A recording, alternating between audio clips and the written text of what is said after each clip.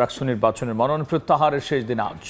এই মুহূর্তে রাজশাহী বিশ্ববিদ্যালয় ক্যাম্পাসে আছেন সহকর্মী মওদুদ রানা। সরাসরি যাচ্ছি তার কাছে। রাজশাহী বিশ্ববিদ্যালয় কেন্দ্রীয় ছাত্র সংসদ, সিনেট ছাত্র প্রতিনিধি এবং হল সংসদ নির্বাচনে আজ মনোনয়নপত্র প্রত্যাহারের শেষ দিন।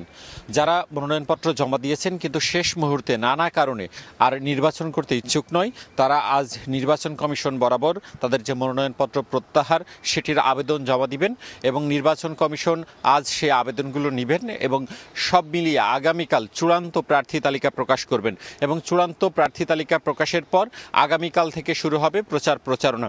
এবং রাকসু নির্বাচনকে কেন্দ্র করে ইতিমধ্যে রাজশাহী বিশ্ববিদ্যালয়ে আমেজ, ভোটের যে আমেজ, নির্বাচনী যে আমেজ সেটি বইছে এবং যারা প্রার্থীরা রয়েছেন তারা তাদের যে নির্বাচন করার ইচ্ছে সেটি যেমন পোষণ করছেন, তেমনি যারা ভোটাররা রয়েছেন তাদের সাথে কথা বলছেন।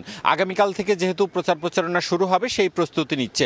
অন্যদিকে এখন পর্যন্ত রাকসু নির্বাচন কমিশন যে হল সংসদের ভোট রয়েছে সেই ভোটার যে প্রার্থী যাচাই বাছাইয়ের তালিকা কতজন প্রার্থী এখন পর্যন্ত রয়েছেন সেই হিসেব কিন্তু দিতে পারেননি এবং সেটিকে কেন্দ্র করে যারা প্রার্থী রয়েছেন, ভোটার রয়েছেন, তাদের মধ্যে কিছুটা সংশয় রয়েছেন।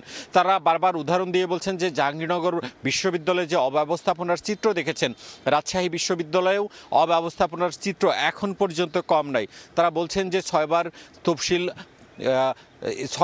তফসিল পুনর্বিন্যাস হয়েছে, 2বার নির্বাচন পিছিয়েছে এবং এখন পর্যন্ত যে প্রার্থীদের তালিকা সেটি তারা ঠিক পর্যন্ত দিতে পারেনি।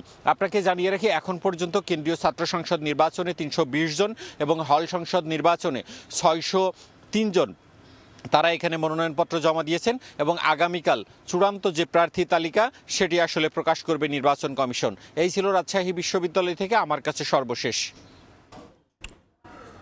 রাকসু নির্বাচনের সবশেষ নিয়ে আমরা সরাসরি ছিলাম রাজশাহী বিশ্ববিদ্যালয় ক্যাম্পাসে।